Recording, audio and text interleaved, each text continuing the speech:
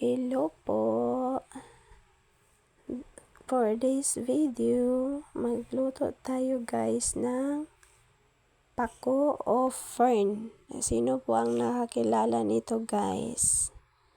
Before natin iluto yung pako o fern,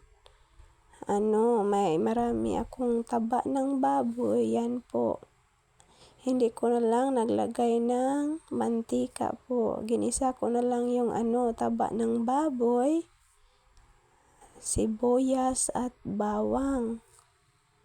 Para hindi masyadong taba. At pagkatapos, ilagay ko yung pako o fern.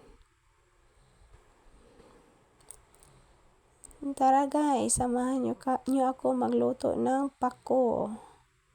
Sino po ang nakakilala nito guys? Yan. Lagyan natin ng konting toyo. At lagyan din ng konting Ajinomoto. Yan. Haluin natin ng maayos po. Pagkatapos, yan.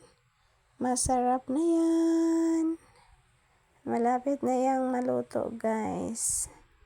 Lagyan natin ng konting paminta powder.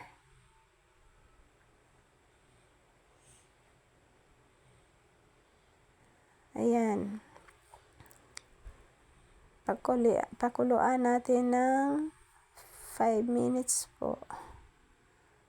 Ayan, luto na guys. Kainan na. Masarap to, masarap. Pako with taba ng baboy guys.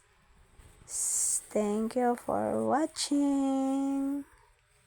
Bye-bye. Sa susunod uli, abangan nyo rin ang video ko.